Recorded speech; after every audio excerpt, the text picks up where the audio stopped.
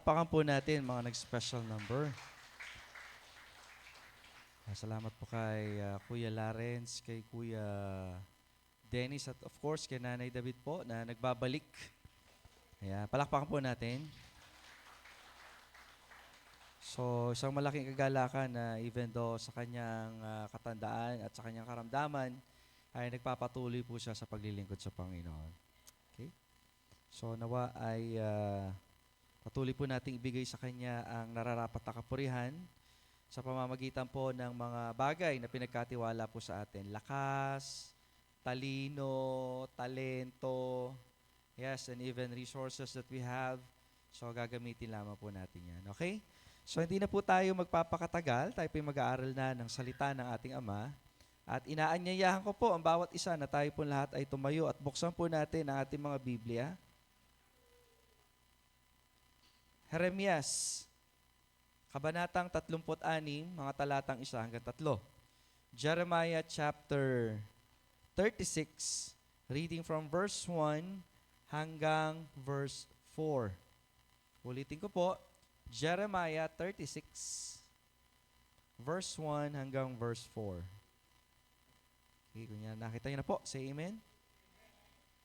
For the last time, Jeremiah chapter 36, verse 1 hanggang verse 4. Babasahin ko na lamang po at pakisundan nyo na lang ng inyong paningin. At ganito po ang ating matutunghayan. And it came to pass in the 4th year of Jehoiakim, the son of Josiah, king of Judah, that this word came unto Jeremiah from the Lord, saying, Take thee a roll of a book, and write therein all the words that I have spoken unto thee against Israel and against Judah, and against all the nations from the day I spake unto thee, from the days of Josiah, even unto this day. It may be that the house of Judah will hear all the evil which I purpose to do unto them, that they may return every man from his evil way, that I may forgive their iniquity and their sin. Then Jeremiah called Baruch, the son of Neriah, and Baruch wrote from the mouth of Jeremiah all the words of the Lord which he had spoken unto him upon a roll of the book. Sa Tagalog naman po, ito po ang ating matutunghayan. Noong ika-4 na taon ng paghahari sa Huda ni Jehoiakim, anak ni Josias, sinabi ni Yahweh kay Jeremias, kumuha ka ng isang sulatang balumbon at isulat mo ang lahat ng sinabi ko sa iyo laban sa Huda, sa Israel at sa lahat ng bansa. Isulat mo ang lahat ng sinabi ko sa iyo mula nung una kitang kausapin sa panahon ni Haring Josias hanggang sa kasalukuyan. Marahil, kung maririnig ng taga-Huda ang lahat ng kapahamakang binabalak kong iparana sa kanila, tatalikuran nila ang kanilang masamang pamumuhay at patatawarin ko naman sila sa kanilang mga kasamaan at mga kasalanan. Kaya tinawag ni Jeremias si Baruch, anak ni Nerias, isinalaysay rito ang lahat ng sinabi sa kanya ni Yahweh at isinulat namang lahat ni Baruch sa isang kasulatan. Tayo po'y manalangin. Muli, Panginoon, salamat po, Ama, sa oras na ito. Salamat po, Ama, sa pagkakataon na kami ay makapag-aaral na naman po ng banal na salita. Gabayan niyo nga po kami, Panginoon, upang sa ganon, ang lahat ng amin pong mapapakinggan ay amin pong masunod. Hindi lamang po ito basta dumating kami sa pagkaunawa, pero higit sa lahat gamitin po namin ang bawat pagkakataon upang maibalik sa iyo ang pinakamataas sa papuri na karapat-dapat lamang po para sa iyo. Tulungan niyo po kami na ano man po magiging sagabal ngayong umagang ito, ito man po ay ingay, ito man po, Panginoon Diyos, ay alalahanin, o anumang gawa ng kaaway, o ito man po ay aming kahinaan. Tulungan niyo po kami na isang tabi po namin ang mga bagay na ito upang marinig namin ng tama ang iyong banal na salita. Salamat po ng marami, Ama. Binabalik namin sa iyo ang papuri at pasasalamat sa pangalan ni Jesus. Amen at amen. Maaari na po tayong maupo. The title of the message this morning is Woodworks for Disciples. Word works for disciples. Now, nabanggit ko yung woodworks kanina, medyo nakakabulol lang. But when we talk about woodworks, anything that has to do in carpentry na may kinalaman sa kahoy. So, ibig sabihin, a piece of wood in which yan yung material mo na pwede kang maagawa ng mga intricate outcomes. Kagaya ng upuan, hindi na siya basta upuan.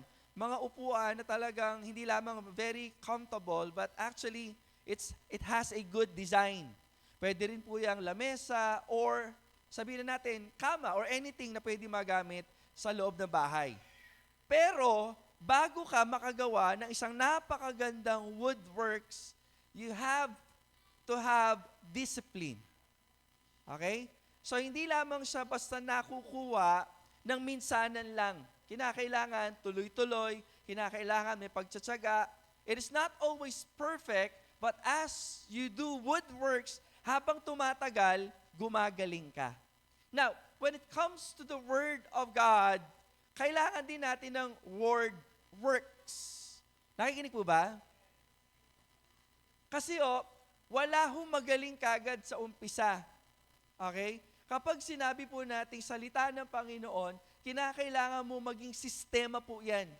To the point na ang pag-aaral o ang pagbabasa ng salita ng Panginoon ay nagiging pamumuhay, nagiging hininga, nagiging pagkain, nagiging natural na lang sa iyo. Mga kapatid, isa sa napakahalagang bagay na maiintindihan po dapat natin, parte ng buhay ng isang mananampalataya ang salita ng Diyos. In fact, when we talk about the Bible, naniniwala po tayo or dapat tayo maniwala in this church that this church is sola scriptura. Marami kayong mapapanood sa YouTube regarding against sola scriptura. Ibig sabihin ng sola scriptura from the word scripture only. Okay? So meaning, ang lahat ng ating basihan, lahat ng pamantayan ng ating pamumuhay ay tinitignan po natin sa pamamagitan ng salita ng Diyos. Pagpaplano man yan, sa kinabukasan, pag-aasawa man yan, paghanap man yan ng trabaho, pagnenegosyo man yan, we always seek the guidance of God's word. God's word. Okay? Tinitingnan po natin ang panuntunan at pamantayan ng salita ng Panginoon. We have to have that as a believer in Christ. Now dito sa pagkakataon ito, in the book of Jeremiah, makikita po natin diyan kung paano po sinabi ng Diyos mismo, okay, kay Jeremiah, ang kahalagahan na ang Israel ay maalala ang salita ng Diyos. Alam niyo po bakit? Dahil sa pagkakataon pong ito, Judah have fallen. Okay? Sila po ay nahulog to the point na nasa Babylonian captivity na po sila. Or siguro sabihin na po natin, papunta na po sila doon. Even though siguro wala pang actual, but the fact na malayo ka na sa Panginoon, yung destiny mo, sealed na siya. Bakit? Nilayo mo sarili mo sa Panginoon. Kung hindi mo kinikilala ang salita ng Panginoon, hindi ko alam kung bakit tatawagin ka mananampalataya. Because a believer in Christ relies on God's work to live. Umaasa po tayo sa salita ng Diyos para mabuhay. Kasi anong klaseng pamumuhay ang meron tayo kung magre-rely po tayo sa salita ng tao? Amen po ba? Di ba kayo nagagalak? Nandito po kayo sa isang relihiyon na kung saan ang ating pamantayan ay salita ng Diyos at hindi salita ng tao. If you are a follower of a debate between Roman Catholicism and Christianity, lagi sasabihin ng Roman Catholicism na hindi lamang sa salita ng Diyos tayo dapat mag-rely. Ang sasabihin nila, you must rely on that tradition given by the church fathers, sabi po nila. But the problem is, hindi ganun ang panuntunan ng salita ng Panginoon. We are not after the traditions of men. Bakit? Men always change, laging nagbabago. Men always makes mistakes, laging nagkakamali. So bilang mananampalataya kay Kristo, ang panuntunan po natin ay sola scriptura, the Word of God only, or Scripture only. Wala nang iba. Kung bakit po natin yan sinasabi, makikita po natin dyan. Tingnan nga po natin. Sabi kasi dito, ganito, okay? Verse 1, "And it came to pass in the 4th year of Jehoiakim, the son of Josiah, king of Judah, that this word came unto Jeremiah from the word of the Lord, saying," ito yung sinasabi niya, kasunod, verse 2, sabi diyan, "Take thee a roll of a book." In short, i-record mo lahat ng sasabihin ko. Kaya po tayo may Bible. Kasi hindi na po nangungusap ang Panginoon verbally. Ano na siya? Recorded na siya. Therefore, a recorded Bible that we have today is complete. Okay? Kompleto na siya sa pangangailangan natin. Although maraming sinabi ang Panginoon in the past na hindi na record, okay? Hindi ibig sabihin nun na hindi siya kompleto. Kompleto na siya sa pangangailangan natin, lalo-lalo na in the 21st century. May mga issues na para bang, alam mo yun, although hindi naman nabigyan ng highlight, kasi hindi naman talaga mahalaga. Ang mga bagay na bigyan ng halaga, kaligtasan ng tao, pamumuhay ng mananampalataya, kung paano po ang magiging attitude po natin towards our family, money, everything. So, kompleto na po ang Bible. So, ngayong umaga pong ito, the Word of God had spoken, okay?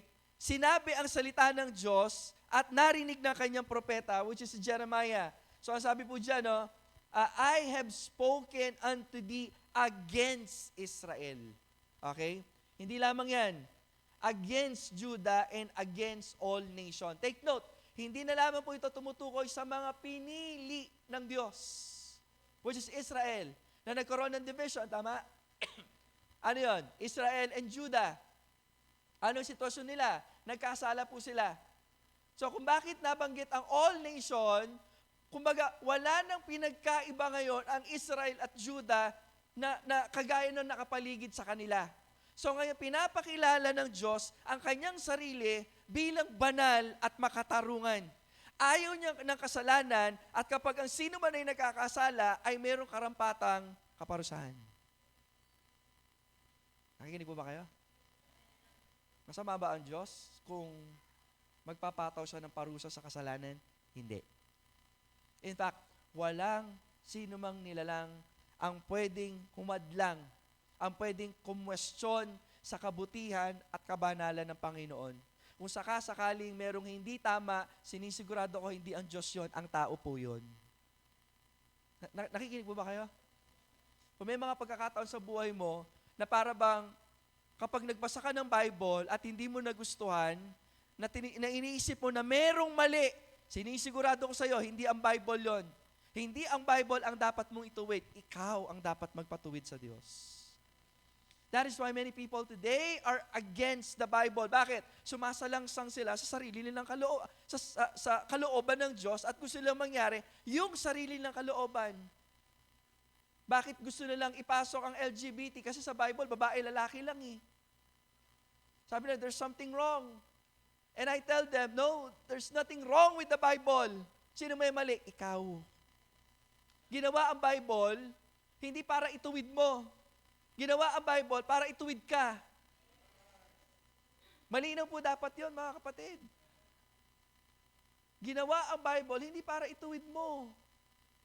Sino ka ba? Ginawa ang Bible para ituwid ang mananampalataya. So dito sa pagkakataong ito, may problema na sa Israel. May problema na sa Judah. Ang last hope nga dapat ang Judah, tama? Because yung Judah, diyan magmumula ang lahi ni Kristo. Okay? Diyan magmumula or diyan nagmula si King David. Na ina-expect natin na na-settle po sila sa Judah part, sa Jerusalem part, which is nandoon yung temple.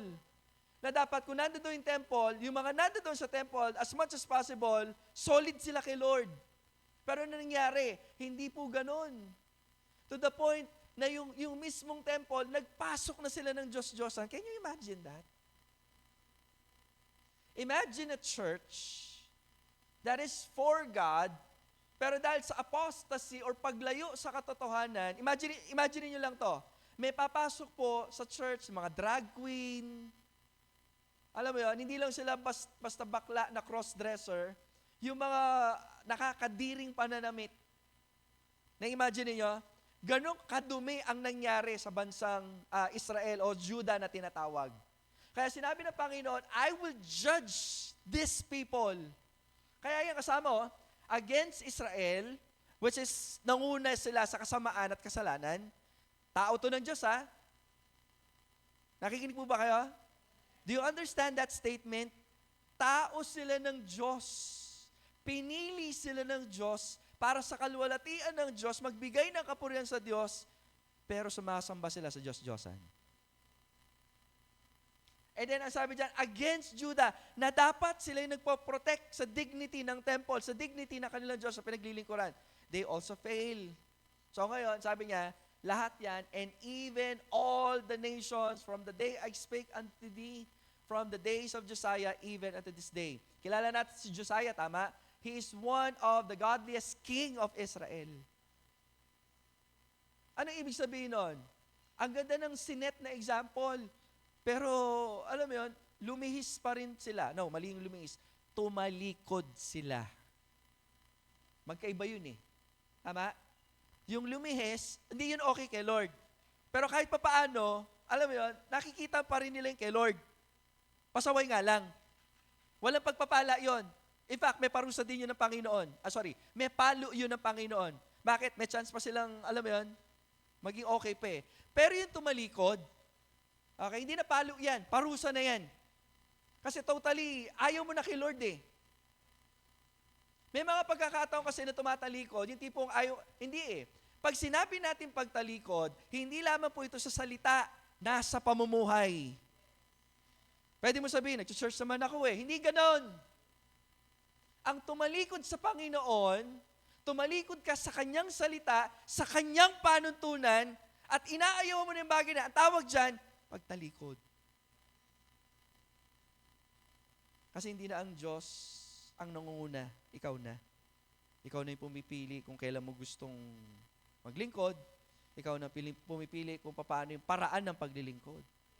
Yan ang nangyari sa Israel. So ngayon, ang sabi po dyan, I've spoken unto thee against Israel. Okay? So ano po itong mga bagay na ito? Nangyari po ito, take note ha, okay? Para at least malaman kung gaano kalala. Sinabihan sila ng Panginoon to give this word kasi ano yung time na ito? Ito yung time na nagpe-prayer and fasting po sila. Teka, Pastor, para nakakalito ah. Bakit sila pagsasabihan ng Lord about the judgment that has to come, pero nangyayari, may prayer and fasting? In short, ganito. Nasa ministry sila and they deny the presence, yung presensya at pangungusap ng Diyos sa kanila. Prayer and fasting itong mga to. Kaya nga, ang hope ng Diyos sa kanila, sa verse 3, ano yung sabi ng verse 3? Ganito, it may be, baka, tama? Yan yung word na yun, it may be, baka, or nawa. Sabihin na natin, kahit ano pang word na gamitin nyo. Okay? Sana, alam mo yun, mangyari nawa. Okay? That the house of Judah, kausap Judah kasi nasa Babylon eh. Okay? Sa part ni Jehoiakim, the king of Judah. Okay? Pero yung prophesy, Israel, Judah, all the nations. Tuloy natin. Judah will hear all the evil. Notice that. Nagpe-prayer and fasting sila, but they don't know they are evil. Pwede pala yun? Prayer and fasting sila, but they are evil. By the way, ba't sila nagpa-fasting? Tatandaan nyo, nag-pronounce ang Panginoon. Pag hindi nyo pa mend your ways, kasi dapat gawin nyo, dahil nagkasala kayo, papaluin ko kayo, kinakailangan yung magpasakop. Okay? Huwag kayong lalaban sa Babylon. Tatalo nila na kayo at pupunta kayo ng Babylon. Hindi matanggap ng Israel. Kaya sila nagpe-pray. Imagine niyo, Diyos na nagsabi, anak, etong kalooban ko sa iyo. Okay, mga prosperity gospel, Lord, hindi magbibigay ng pangit na bagay sa Lord. Pangit yun. Pero dahil sinabi ni Lord, sasakupin kayo ng Babylon. Huwag kayong lalaban, pumunta kayo doon. At tawag doon, palo. Nakikinig po ba kayo? Tindi, no? And, ang tigas ng ulo nila. Nakuha pa nila mag-prayer and fasting para labanan yung kalooban ng Diyos. Anong kaeng-engan ito? Diba? Ayan, that they may return every man from his evil way. Sabi ni Lord, hindi yung kalooban mo. What if ganun ang gawin ng Panginoon? Anak, ayaw ko yung course na yan. Umalis ka dyan. Masisira ang testimony mo dyan, pipili ka, yung kabalbalan mo o yung kalooban ko. Sorry for the word, that's exactly what's happening. Isang malaking kaeng-engan ang malayo sa kalooban ng Diyos. Hindi yung makukuha ng pa-attend lang. A-attend naman ako eh. Okay na yan. Hugas na yung kasalanan ko noon, bro. Hindi ganun yun. Kung yan ang paniniwala mo, galing yan kay Satanas. Hindi ka niyan dadalhin sa mabuti, ilulublub ka niya sa pinakamababang kalalagayan. Ang masaklap, hindi mo man lang nare-realize na mali ang ginagawa mo. Anong katindi ang kasalanan? Nakikinig mo ba kayo? So sabi niya, imagine yung Diyos na nagsasabi, sabi mo sa kanila, ito baka naman, baka makinig sila. Imagine mo yung sasabihin ng Diyos yun. Pwede na sabihin, sige, tigas ulo nyo, papapatayin na lang kayo. Hindi na ako may gawa nun dahil ginawa nyo sa inyo, sige, bahala na kayo. Pero ngayon, sabi ng Panginoon, sige, pagsabihin mo pa rin, lahat ng sasabihin ko, sulat mo ha. Baka naman makinig. Buti na lang, di tayo naging Diyos, ano? Tama ba? I can speak for myself. Ayaw mo, bahala ka na sa buhay, pakialam ko sa iyo. Mamatay ka na kung mamatay. Pero ang Diyos hindi ganun eh. God is full of mercy. He's full of grace. Sino ka para magmatigas sa Panginoon? Ang tawag dyan, pride. And you know kung sino yung yung nilalang na merong pride na pinabagsak ng Panginoon? Si Satanas. Si Satanas. Sabi mo sa katabi mo, Satanas. Mali. Si Satanas. Okay? Magulat. Sabi mo, si Satanas, ma-pride. Baka mamaya, sinabihin nyo Satanas, bigla kayong magkaagulo dyan. Okay? Si Satanas ang ma-pride. Okay? So, tingnan natin, that they may return every man from his evil way. Tapos ganito sasabihin ng Lord, that I may forgive their iniquities and their sins. Grabe, no? Kung si Tita Linda kaya ito, ganun ang gagawin? Dahil nanay ko yan, parehas kami, patayin ko na lang kayo. Kasyas yung buntok. Diba? Makaka-relate yung mga naging kasama ni Tita Linda sa kanyang devotion. Yung level niya, mataas masyado, hindi ko kaya yon. Pero papunta na rin ako doon, kaya mag-alala. Tatlong bagay gusto nating tignan. How the Word of God works. Or, Word works. Okay, Word works.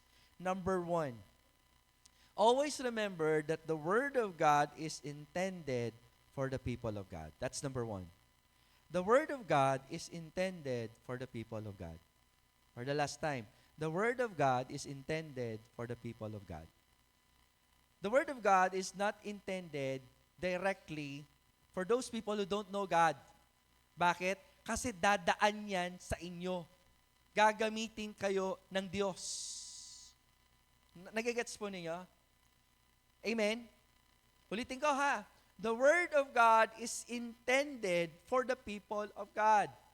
Can you imagine, mga kapatid, kung ang salita ng Diyos ay para sa mga tao ng Diyos, dapat ang mga tao ng Diyos ay nakikinig, inuunawa, sinusunod ang salita ng Diyos. Because there will come a time kapag hindi na natin sinusunod ang salita ng Diyos, kagaya ng Huda, ang parusa ng Diyos ay paparating. Ang parusa ng Diyos, let me paraphrase that. Ang palo ng Diyos ay paparating. Okay?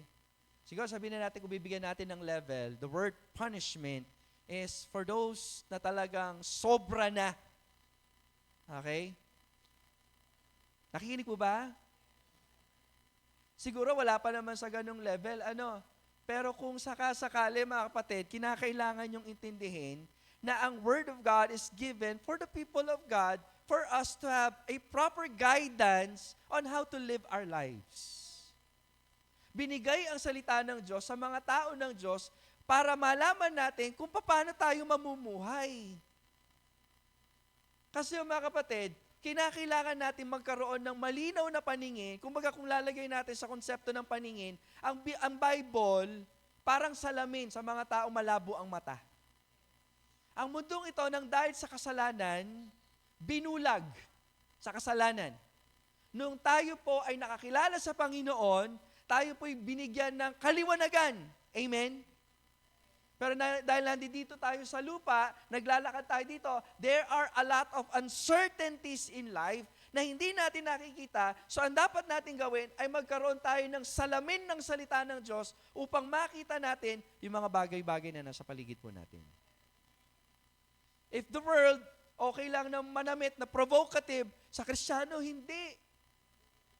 Kasi ang thinking natin, hindi tanong dito kung gusto mo ba o hindi. Ang tanong natin bilang Kristiyano, Lord, gusto niyo ba yung damit ko o hindi? Will my dress give you the glory? If not, anong gagawin mo? Diba? Kung binibigyan ka ng talino ng Panginoon, anong sabi ng James 1:22? Diba? But be ye doers of the word and not hearers only. Saan ka makakita? Sinabi ng Panginoon bawal, pero gagawin mo pa rin. Blessing yun. Nalaman mo na bawal, na hindi maganda, na hindi tama. Amen? Bilang mga batang mananampalataya, siguro, at first, sinasabihan ka, pero siguro naman, habang tumatagal ang panahon, nagkakaroon ng development, nalalaman mo sa sarili mo, at least sa pamamagitan ng salita ng Diyos, yung mga bagay na dapat at hindi mo dapat gawin. Ngayon, kung 15 years ka na mahigit at wala ka pang ganon, baka hindi ka paligtas. Bakit? Wala pang spirito na nagsasabi na, uy, bawal yan. Ang tawag doon, makigayo-gayo ka mo. Baka hindi pa rin naintindihan eh. Ano ba yung makigayo-gayo? Imagine yung mga bata na nagka-choir, gumaganon-ganon sila. Yung isa, hindi niya naintindihan kung anong ginagawa, yung makigayo-gayo. Anong nangyayari? Nasisira yung sistema. Okay? Hindi lamang nasisira yung sistema, nasisira din siya. Bakit? Hindi niya alam ginagawa niya eh. Alam mo yun? Hindi niya alam. Yung sila, pag ganon-ganon sila, ang ganda. Ikaw, di mo alam kung paano ka mag-ano. Nagigets po ba ninyo?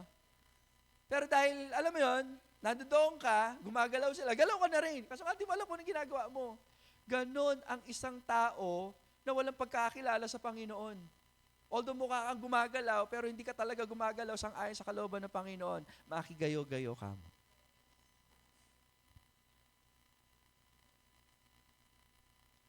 Minsan iniisip ko, kapag sinasabi ko itong mga bagay nito, kung nasasaktan ba o hindi, yung mga taong dapat tamaan ng salitang ito.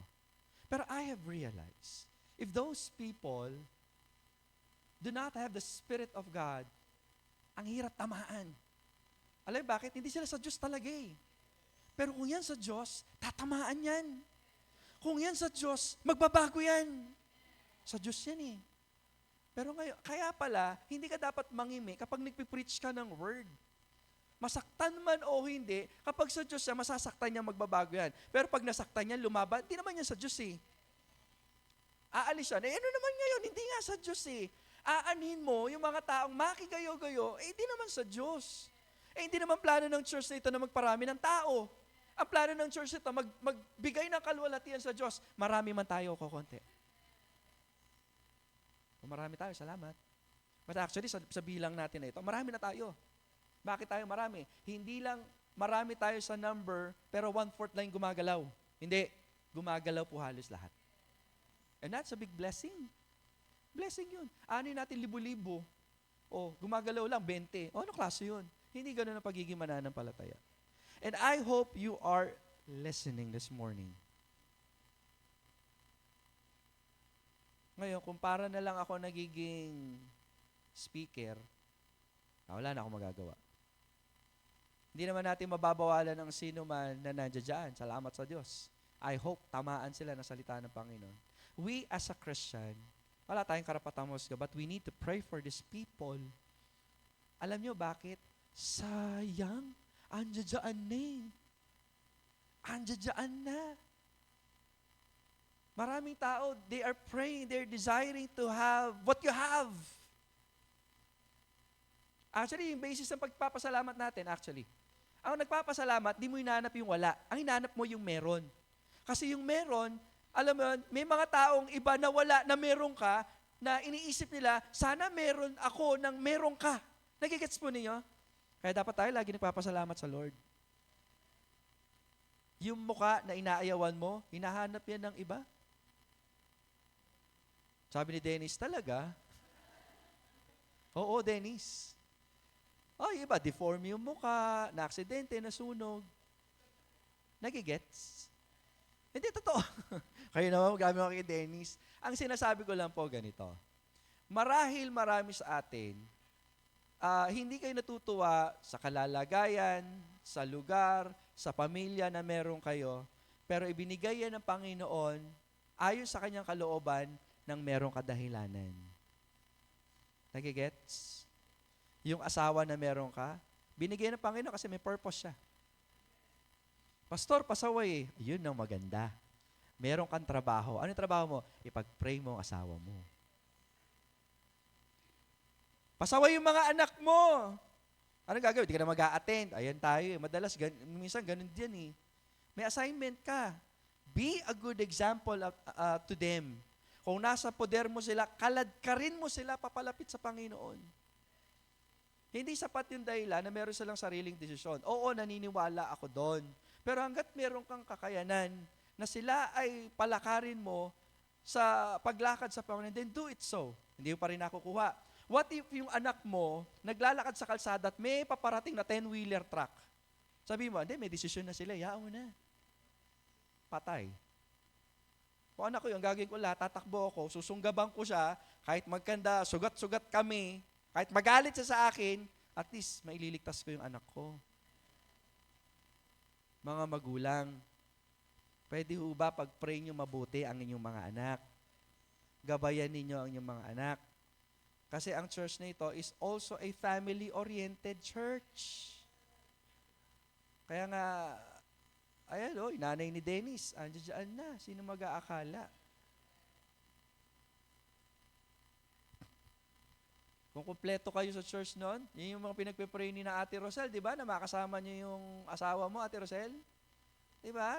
Nakumpleto ho tayo. We always praying for that. Pero hindi lang kasi yung pag-a-attend ang tinutukoy ho natin eh. Yung talagang makakilala sa Panginoon. Amen? So again, as we tell these words, ang lahat ng ito galing sa salita ng Panginoon.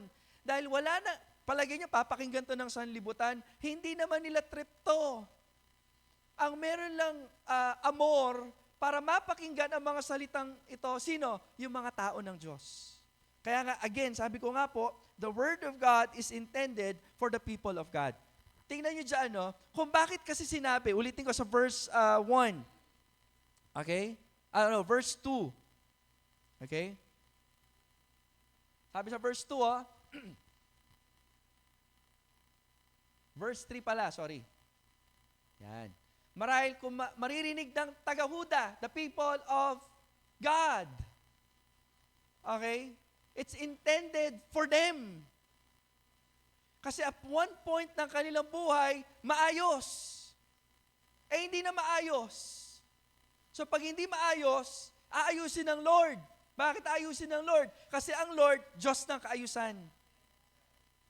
Kung bakit inaayos, hindi ka maayos. Tama?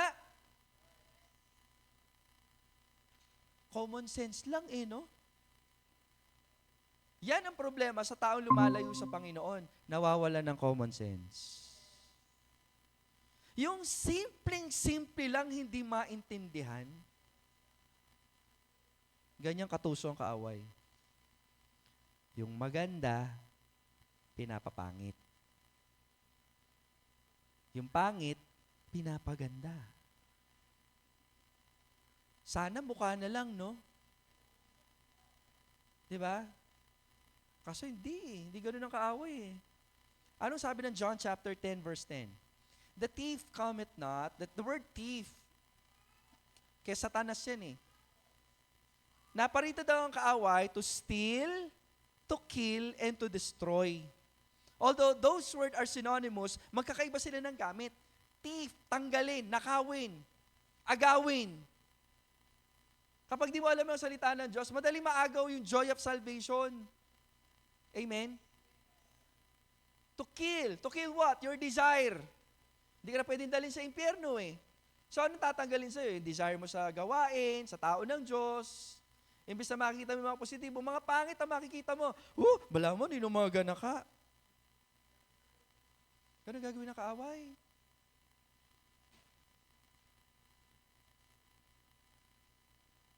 To steal, to kill, to destroy. Sirain. Diyan, magaling ang kaaway. Sirain. I remember sa Ate Claribel, hindi para itaas ang kahit na sino pa man. But I love her testimony. Iniwan niya yung kanyang kinakasama, let me use the word, and pumutok yung balita sa San Anton. Ang ganda ng testimony niya. Kanina, ginagano siya. Ay, balitan ko. Alam mo yun, likman mo na eh. Tapos kinukwento niya ang Lord. Kasi di tama. Para-praise ko lang ha. Di ba ang gandang testimony nun? Dati binubulong-bulungan siya. Ngayon talagang talk of the barrio na rin siya. Ngayon kung mananampalataya ka, palagay mo hindi may tataas ang Lord. Somehow, vinindicate tayo ng Panginoon sa mga dating taga-lugar na yon na saliwa ang ginagawa. Biro niya, nag-church pala dito, tapos umiinom pa rin. Imagine mo yun. Wala akong maalalang tinuro kung uminom kayo pagkatapos ng service. May naalala ba kayo? Wala akong maalala. Baka lasing ka ng pastor. Di nga ako umiinom eh. Pero bakit merong mga ganun sa lugar nila na taga San Anton, umiinom? Malay ko. Di ba ka-born again nyo sila, tumanggap sila, baka iba yung tinanggap. Hindi si Lord ang tinanggap nila pag ganun. Ang tumatanggap kay Lord, nagkakaroon ng pagbabago. Ang sino man ang nakikristo, isa ng bagong nilalang, wala na yung dati, bago na siya. Hindi baliktad. Okay? I love her testimony. Hindi naman ginagawa para kaninong tao. At hindi dapat gawin niya para kaninong tao. Para yan sa Diyos. Para yan sa Diyos. What a good testimony. Yung dati-dati, sabi niya sa akin, pag naglalakad siya sa baryo, nakayuko. Diba? Kasi nga, talk of the town, diba? Ganun. Ngayon, sa biyaya ng Panginoon, hindi naman gano'n siya maglakad, no? Hindi naman, pangit naman nun. Ibig sabihin, diretso na, yan. Una kasi nakaganon eh, Ngayon nakikristo, nakaganon maglakad, masyado naman yun. Kumbaga para bang, alam niya na, although it's a term na nakataas noo, hindi naman ibig sabihin nakaganon. Alam niyo ibig kong sabihin, tama? Yan ang nagiging bunga ng nakikristo. Diba? Again, it's because of the Word of God. Therefore, nabibigyan tayo ng guidance on how to walk in this life. Ulitin ko, the Word of God is intended for the people of God. So we need to take it. Kinakailangan nating tanggapin. We need to think of it. Kinakailangan nating isipin. Kinakailangan nating pagbulay-bulayan. And we need to talk of it. Kinakailangan natin siyang sinasabi or ibinabahagi. Okay? Pangalawa na kinakailangan nating maintindihan, the Word of God is not just for, but it can also be against the people of God. Maganda ito. Ulitin ko. The Word of God is not just for, para, but also, it can also be against, okay, for the people of God. Hindi lamang laging pabor sa iyo. Okay? Ang salita ng Diyos, pwede maging laban sa iyo.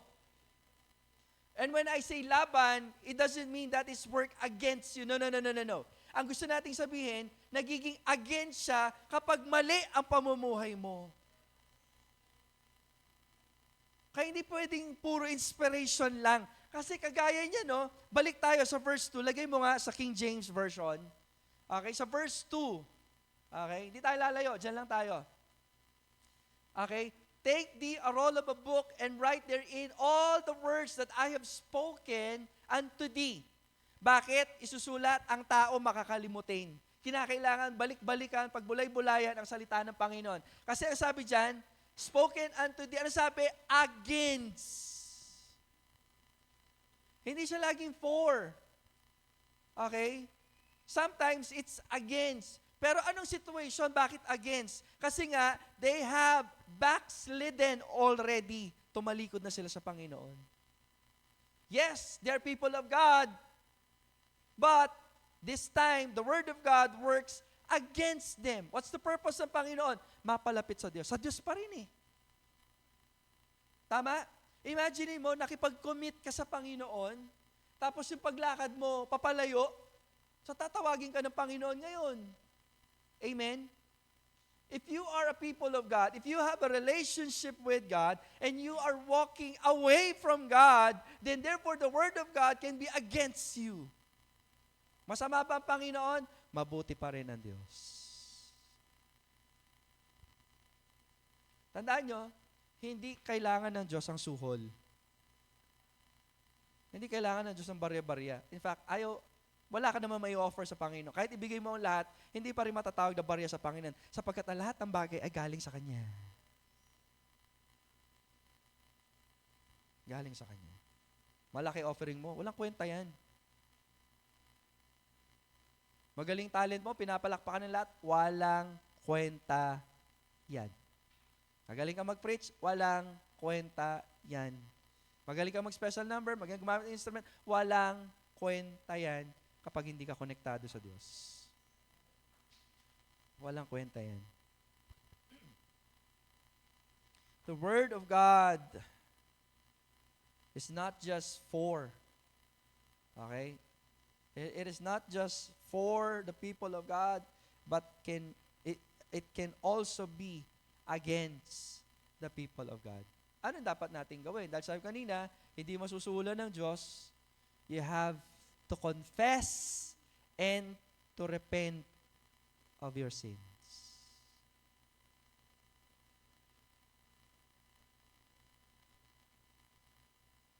I really appreciate, I really enjoy the preaching last Wednesday ba yun? We're talking about confessions, right? Ito yata ang taon na yan, parang sumisentro tayo sa panalangin. Nag-start yung fasting natin about adoration. Madalas, sabi ko nga, ang sinasabi na, purihin ka Panginoon. Pero hindi yung pagpupuri. Ano yung karakter ng Panginoon? So, nasettle na natin yun. Dapat pala, the attributes of God, alam mo. But this time around, the next step natin, confession. Hindi confession yung, Lord, patawarin mo kami sa aming kasalanan. Ano yung kasalanan? Paano mo ginawa yung kasalanan? Anong talino ang dapat mong huwingin para pagsisihan ng kasalanan? Did you ever pray to God, Lord, sinungaling po ako. Ito po yung ginawa ko, patawarin niyo po ako. Nawa, magkaroon ng lakas sa loob na every time na may ganitong sitwasyon, hindi ko na po gagawin. Lord, patawad po, magnanakaw ako sapagkat nagnakaw ako. Kaiba yun eh. Magnanakaw, tao. Nagnakaw, yung gawa. Amen? Kasi when we are praying to God, because we understand God's Word, naintindihan natin salita ng Panginoon, and therefore you are against God, the Word of God can work against you. Ang require ng Panginoon, hindi yung pagtakpan yung kasalanan. Hindi makukuha yan sa, pa-attend lang.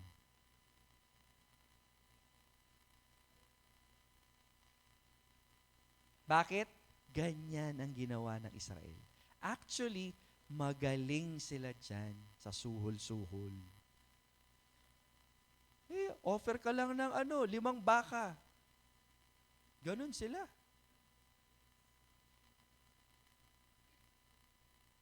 Nangyayari din yan sa panahon natin. Attend ka lang ng worship service. Magbigay ka lang ng malaki sa offering. Tablado ng kasalanan mo. Yun ang alam mo. Masyado nating tinitake lightly ang kasalanan. Habang sinasabi ko po ito, dalangin ko sa Diyos, buksan nawa ang puso't isipan ninyo. Because sin is not just something you trifle with. Ang kasalanan ay isang bagay na hindi pinaglalaruan. Sana bigyan tayo ng discernment and sensitivity ng Diyos sa kasalanan. Because God is holy. God is holy. So everything that we do here, lahat ng ginagawa natin dito, lagi pinapalinis natin sa Panginoon. And when you come to God in His presence, meron kang dalang galit, alalahanin, kalibugan. Kasi kung di mo kikilalanin yan, you don't understand the holiness of God. You don't understand the holiness of God. Ang hirap ng topic na yan kasi nga we're talking about holiness of God. And even I myself, hindi ko man lamang i-dare ang sarili ko na tumayo to talk about that topic. Bakit? Kasi lahat tayo sumabit doon. Tapos ikaw, pa-attend lang. Pa-attend lang. Magandang tignan at first. Marami tayong nag-a-attend. Okay, that's good. Next level uli. Paano yung puso? Paano yung pamumuhay? The Word of God, kagaya ng ginagawa natin ngayon, can work against you. Bakit? Gusto ng Panginoon, tumalikod ka sa kasalanan at lumapit ka sa Kanya. Amen? That is the same desire ng ating Diyos sa bansang Israel. Sabi niyo, baka, okay? Tingnan nga natin again, verse 3. Sabi sa verse 3, ano yung hope ng Panginoon? Marahil. Okay? Kasi hindi hawak ng Panginoon yung desisyon mo eh. Yung free will mo. Ayan o. Tapos anong sabi sa dulo? Kapag na-realize na nila yon at patatawarin ko naman sila. Isa lang. Dapat pagkarinig mo ng salita, magkaroon ng pagbabago. And then, dun palang mapapatawad. Marami kasi sa atin, pag napatawad ka sa balik sa dati, no, di mo naintindihan. Kasi ang kasalanan, may consequence din yan. Hindi pwedeng pinatawad ka na ng Panginoon para bang gusto mo back to zero. Hindi ganun. Titiisin mo ang bunga ng kasalanan. Kaya nga ang hope natin wala sa lupa. Pagkaharap na natin ng Panginoon. Amen? We are not preaching prosperity gospel here, but the only hope that we have is if we have Christ sa buhay po natin. Kaya nga kapag nandiyan si Kristo, kompleto ho tayo eh. Nababasag tayo, maraming tinatanggal ang Lord. Kaya kapag alam mo yun, burug-burug tayo eh. Pero pag nandiyan si Lord, siya yung nagpupuno. Kaya kapag babalik ng Panginoon, doon palang makukumpleto. Itong katawan na to na nasisira, mapapalitan to ng katawan na hindi nasisira. Bakit? Kasi nga, yun yung pinangako ng Panginoon. Amen? That is the promise of God for us. But until then, mga kapatid, mga minamahal, remember this. When we talk about word works for disciples, the Word of God is not just for, but it can also be against the people of God. Number 3, at dito tayo magwawakas. The Word of God is a promise book for those who obey. The Word of God is a promise book for those who obey. Ang simple ng statement, pero i-dissect po natin. ang salita ng Diyos ay nagiging aklat ng pangako. Okay? The promise of God is so precious. Okay? It will bring blessing. It will bring peace. It will bring joy. It will give us hope in this life. Lalo na kapag sumusunod ka na. Kasi sinettle na natin, tama? Pag may hindi tama, tatamaan ka. Tama? Pag may hindi tama, tatamaan ka talaga. Bakit? Anak ka ng Diyos eh. Hindi pwede na nandoon ka sa level na yan. Banal nga ang Diyos eh. Dahil tagasunod ka niya, aayusin ka. Pero alam mo yon, pagkaayos sa'yo, talaga magiging maayos.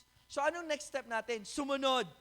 Ngayon, ang salita ng Diyos na dating nag-work against sa atin, it will become a what? A promise book. A promise that God will give us peace. Kasi sa pagsunod, hindi madali. Lahat ng bagay mahirap. Choose your heart, sabi nga. Okay? Mahirap ang sumunod sa Panginoon, pero napakahirap ang lumayo sa Panginoon. Piliin nyo lang ako ng hirap. At least, kapag nasa Panginoon ka, mahirap man, madali din. Bakit? Ang Diyos ang may hawak. God is sovereign above everything. Diba? Siya yung may control. So ngayon, mga kapatid, God is hoping that these people, alam mo yun, na sana tumalima sa Panginoon. Even though yung tema kasi dito, nandoon sa point number 2 natin eh. The Word of God is working against them. Pero hindi nyo pwedeng ilayo over and over again na may pangako ang Panginoon. Book of Jeremiah din, kilala to. Jeremiah 29:11. Tama? For I know the plans that I think toward you, says the Lord. Thoughts of peace and not of evil, to give you an expected end, ang sabi ng Panginoon. That's a promise. Promise ng Diyos sa Israel. Tama? Na ang ibig sabihin, na kapag inayos ninyo, dahil ako'y taga-ayos, magiging maayos. Ayos? Amen. Diba? So, ano pa? So, sinabi ngayon ng Diyos kay Jeremiah, kuha ka ng book, i-record mo, sabihin. So, yung lingkod naman ng Panginoon, anong ginawa niya? Sa verse 4, tingnan nga natin, and Then Jeremiah called Baruch, the son of Neriah, and Baruch wrote. Okay, ang tawag natin dyan, dictation. Okay, dictation. Pero yung na-receive ni Jeremiah, it's not a dictation. That is wisdom that comes from God. Okay, from God to Jeremiah, Jeremiah dictated the Word of God. Okay? Yung dictation, hindi ganyan na isulat ang Bible. Naisulat ang Bible from inspiration. Okay? Anyhow, tuloy po natin. Baruch wrote from the mouth of Jeremiah all the words of the Lord which he had spoken unto him upon a roll of the book. Sabi ng verse 4. Sa verse 5, anong sabi niya? Tingnan natin. Verse 5. And Jeremiah commanded Baruch, saying, I am shut up. Sa Tagalog, basahin ko, ganito. Pagkatapos sinabi niya kay Baruch, ayaw na akong papasukin sa templo. Anong tawag natin doon? Nakaban na siya. Preach ba naman ng preach ng against A? Binan siya. Marami sa panahon natin ngayon, ganyan. Gusto lang lagi yung maa-uplift sila. Gusto lang nila yung talagang kung paano sila pagpapalain, paano ma-improve yung buhay. Maraming ganyan preaching ngayon. Although that is not bad, okay naman yon kung masunurin ang mga mananampalataya. But nowadays, ang hirap na eh. Diba? So hindi lang laging inspiration.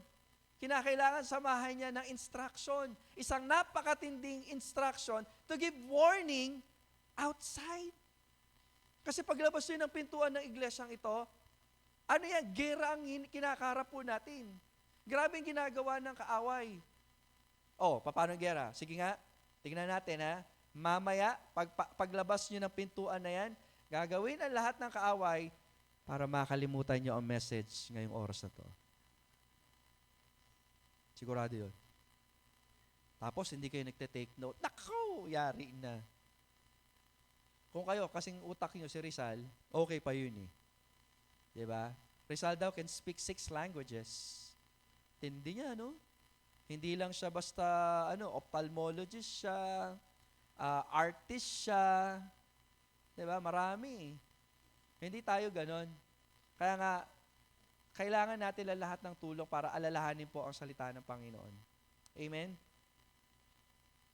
So, nakaban po siya. So, ano sabi niya? Therefore, sabi ng verse 6, go thou and read in the roll which thou hast written from my mouth, the words of the Lord. Okay, that's how the word works. In the ears of the people, in the Lord's house. Take note ha, ang pagsasabihan niya ay ang Juda. Na ang Juda, nasaan daw? Nasa loob ng church. Nagpe-prayer and fasting. Di ba parang kind of weird? It should be that the Word of God who works against, dapat yung tumalikod. Pero dito hindi. Nasa loob ng templo and they are praying. Pwede pala yun? Pwede yun. Kaya nga sabihin nyo sa akin kung pwede lang yung paten-aten lang. Hindi pwede. That's the first step. Aten ka. Kasi doon mo maririnig eh. Pero hindi pwede na tagal-tagal mo nag-a-attend, nagbibingi-bingihan ka. Yan, pakinig kayo mabuti, yan ang pinakamalungkot na mangyayari sa isang Kristiyano. Oo, napipreach yung word, pero nagbibingi-bingihan ka na. Bakit? Masyado ka nang manhid sa kasalanan. So, ano gagawin? Actually, di madali yung setup eh. Pagsasabihin mo, nasa loob ng templo. Ba't pa kami magsasabihin? Nagpa-pray kami, huwag kang maingay. Kaya nga na naman Jeremiah, pati kulong yun na yan. Naban siya tuloy. Okay? Naban. Pero tingnan nyo yung desire ng lingkod ng Panginoon na sumusunod sa kalooban ng Diyos. Anong sabi ngayon ni Jeremiah sa verse 7? Tingnan nyo, sa verse 7. Ganon din, no? It may be. Tama? Tama ba? Yung sinabi ni God at sinabi ng servant ni God, it may be they will present their supplications before God. Kasi nga nagpe-pray sila eh. So ang hope ni Jeremiah, okay, nagpe-pray sila, pero sana yung pag-pray nila, yung kasalanan nila, sabihin nila sa Lord. In short, may hindi tama sa prayer nila. May hindi tama sa pamumuhay nila. Oo, buha sila nagpa-fasting. Oo, nagpupunta sila ng temple, pero may mali sa kanila. Pumunta ka doon. Baka naman, it may be that when they pray, they will realize through the Word of God na mali sila at magiging tama yung prayer nila dahil nalaman nila ang salita ng Diyos. And will return everyone from his evil way. You have to take note that even though parang kinopya lang ni Jeremiah, again, yan yung nasa puso ni Jeremiah dahil malapit ang puso ni Jeremiah sa Diyos. Kapag alam mo ang salita ng Diyos, kung ano yung pumasok dyan, yan yung lalabas. Tama ba yan? It has a principle. You will reap what you sow. Kung anong tinanim, yun ang aanihin. Kapag may sinuksok, may madudukot. Sa oras ng problema, alam mo ang salita ng Diyos, dahil meron ka sinuksok, sa oras ng problema, meron ka madudukot. Tama? Hindi mandurukot, ha? May madudukot. Okay? For great is the anger and the fury. Anger na, may fury pa. Hindi ko na search kung ano yung difference ng word. Kilala niyo naman ako pagdating sa word study. Okay? But those two represents kung ano yung damdamin ng Diyos. At naintindihan nyo ng lingkod ng Diyos na sinasabi ngayon ng lingkod ng Diyos sa mga tao ng Diyos ang patungkol sa salita ng Diyos. Kasi wala namang ibang babato si Jeremiah kundi sinasabi ng Diyos at ang salita ng Diyos. O ang salita ng Diyos. That the Lord had pronounced. Ano yung sabihin nun? Sinabi ng Lord, kapag di inayos sa pamumuhay nyo, ito mangyayari sa inyo.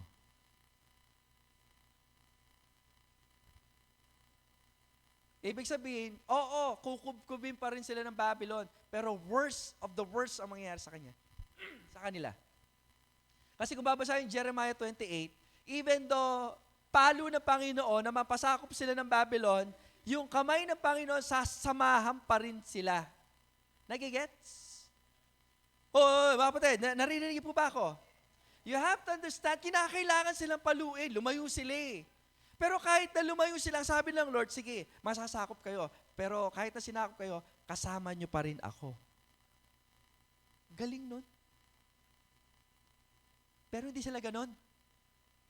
Pinagpa-pray pa rin nila, Lord, hindi pwede to. Dapat, alam mo yun, panalo pa rin kami. Kaya sabi ko nga, hindi ko alam kung anong utak meron ng mga taong ito. They are so stubborn, masyado silang pasaway, masyado silang matigas ang ulo. Hindi na inuunawa ang kalooban ng Diyos. Ang Diyos na nagsabi, you settle in that land, doon kayo magkaanak, okay lang, someday I will return and get you.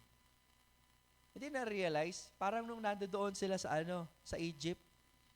Remember when the promise given to Moses, yung nag-offer si Moses, tapos nagkaroon ng vision si Moses na yung mga anak niya, 400 years nandoon, sasakupin sila, mapapasa ilalim sila ng Egypt for 400 years.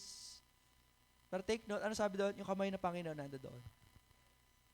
Kahit ano pang kalalagay na meron kayo, mahirap man o hindi, huwag niyo tatanggalin sa isipan ninyo na lagi kasama natin ang Diyos. You don't need comfort. You need God. You don't need comfort. You need God. Ano yung comfort na malayo sa Diyos? Yan ay walang kwentang buhay. So the Word of God, mga kapatid, that's how it works. And therefore, that is the Word works for disciples. Mamuhay nawa kayo na nakikinig kahit ano pang kapangit sa paningin ninyo, dahil yan ay salita ng Diyos, pakikinggan, susundin, isa sa buhay ninyo. Tayong lahat ay tumayo, tayo pa'y manalangin. Tayo pa'y manalangin.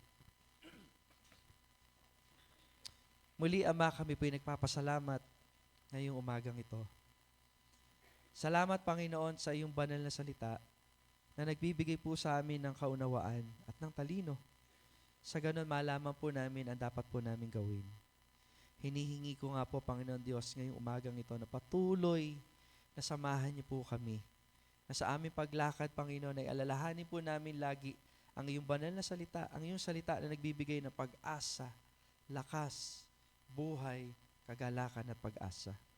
Dalangin ko po, Panginoon Diyos, sa mga anak mo na nakikinig ngayong umagang ito, patuloy po nawa nilang sundin ang iyong kalooban.